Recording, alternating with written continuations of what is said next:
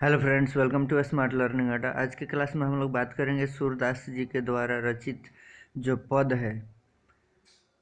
इस वीडियो को हम लोग दो भागों में बनाएंगे और काफ़ी आराम से इसको एक्सप्लेन करेंगे और लाइन बाय लाइन एक्सप्लेन करके देखेंगे और उन सारे पॉइंट्स को नोट आउट भी करेंगे जो एग्ज़ाम की दृष्टि से काफ़ी इम्पोर्टेंट है। ठीक है, तो एक चीज़ याद रखना है कि सूरदास जी जो थे वो अंधे थे, काने थे, लेकिन ये कृष्ण के दीवाने थे। तो अंधा हूँ, काना हूँ, पर कृष्ण का दीवाना हूँ, ऐसा सूरदास जी के द्वारा कहा जाता है। और इन्होंने अपने काव्य के माध्यम से कृष्ण भगवान तक को मोहित किया। ऐसी सारी घटनाएं जो भी हैं ये सूरदास जी से जुड़ती हैं। और इससे एक चीज़ क्लियर होता है कि पद लिखने की जो कला थी सूरदास जी में, उस कला में ये काफ़ी निपुण थे और काफ़ी बेहतरीन तरीके से लिखते थे।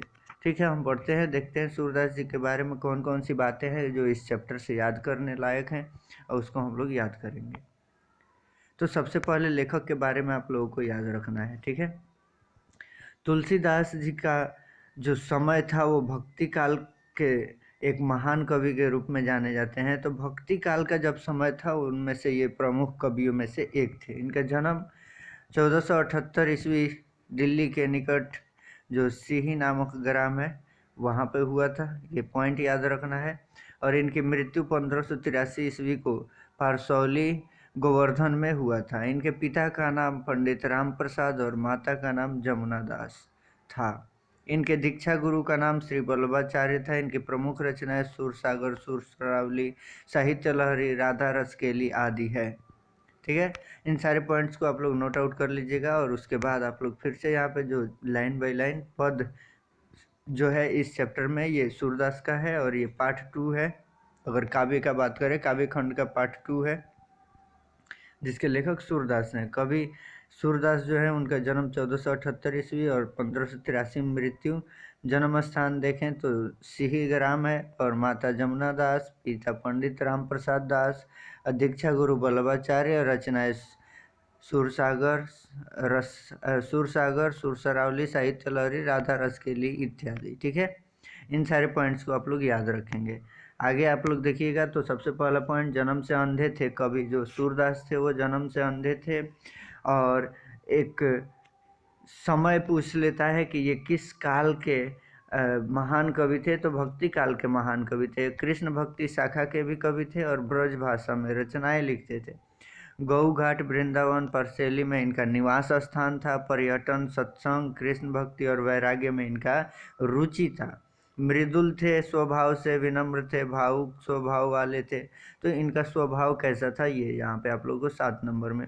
इनकी रचनाएं श्रीमद् भागवत गीता, जो इनकी रचना है वो श्रीमद् भागवत गीता की पद्धति पर द्वादश स्कंद में उल्लिखित है।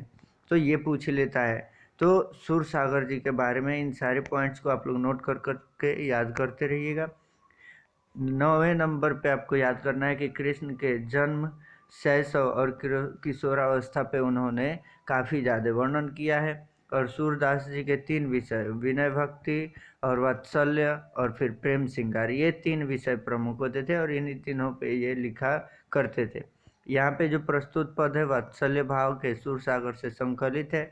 अब ब्रज के कुंवर, जो ब्रजराज कुंवर मतलब कृष्ण भगवान पर इसको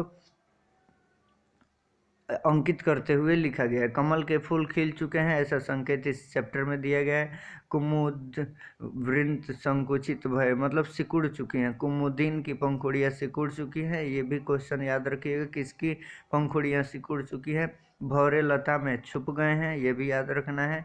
और मुर्गा, पक्षी, गाय, नर नारी गा रहे हैं नंद बाबा के गोद में, यशोदा आनंद ले रही हैं, ये भी याद रखना है। और सूरदास कृष्ण का जूठन भी मांग रहे हैं। इन सारे पॉइंट्स को आप लोग याद रखिएगा और इसके बाद आप लोग कुछ वर्ड पावर यहाँ पे याद रखिएगा और फिर हम लोग इस चैप्टर का एक्सप्लेनेशन देखने वाले हैं। ठीक है, पहला भृंग मतलब भौरा, कन्या मतलब गोद, रोर मतलब कोलाहल और अंगनिया मतलब अनेक, विधु मतलब चंद्रमा और कंवल मतलब कमल, वृंद मतलब समूह और ये छोटे पुष्प का समूह होता है।